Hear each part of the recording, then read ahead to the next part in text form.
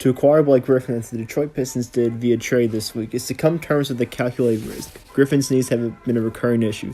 Other unrelated injuries have cost him significant time, so before a team like the Pistons can even begin to evaluate Griffin's play, they first had to weigh the likelihood of his missing games against the cost of the trade itself.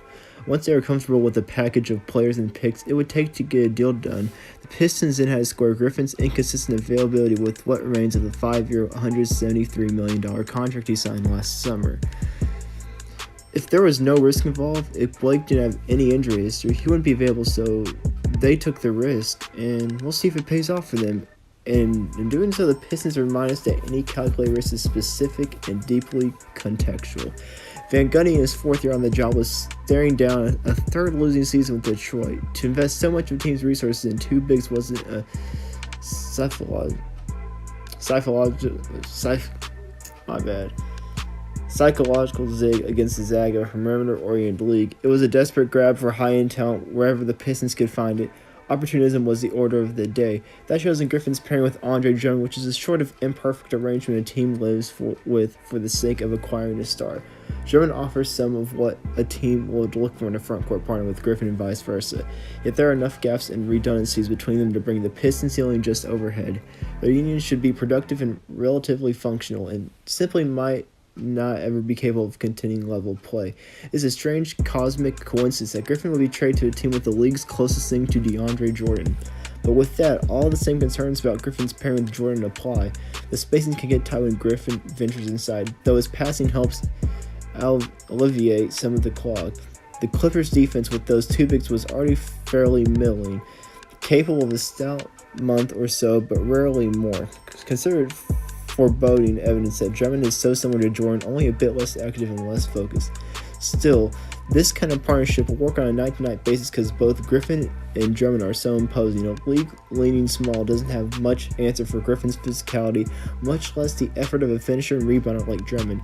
Thursday night against Memphis, they'll get their first test drive, which is tonight, and the game's going on right now as I'm recording this. Expect some lobs from one big to another, along with some heavy high-low feeds after forcing the defense to commit. Griffin and Drummond don't have any real experience playing together, but they already know the shorthand for a working relationship. And, you've seen the plays of DeAndre Jordan and Blake Griffin. That's how it'll probably work here in Detroit as well. These similarities can't fully stand in for the 7+ years of chemistry Griffin and Jordan have built.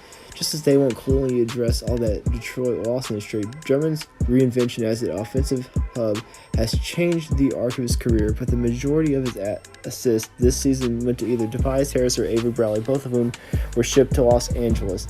Compromise is implicit. Drummond will have to plug into the rhythms of different teammates, Griffin included, and sacrifice some of his control of the offense. Should there be any doubt, Griffin gets priority. Detroit doesn't make the trade without the intention of putting the ball in Griffin's hands. You don't give up what the Pistons did and take on a contract like Griffin's, only to continue business as usual, can be pretty bad. And if they really, and I have another move in mind, like if they want to go all in for a winning season, I believe that another trade they should do they should play Griffin. Another one would be Kemba Walker of the Hornets. They should trade like Reggie Jackson and Stanley Johnson and Anthony Tolliver, and they should get like Kemba Walker and Marvin Williams. No draft picks involved. That'd be a pretty good trade for the Pistons, and it'd be a nice big three of Kemba Walker, Blake Griffin, and Andre Drummond. If they really want to contend and they're in a win-now mode, which I would say they are, they need to do that before the trade deadline, but it probably won't happen.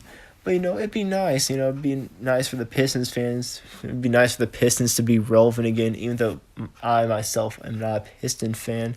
It's just what's best for the NBA, and I like what's best for the NBA. So thanks for watching, guys, and I'll see you all in my next video.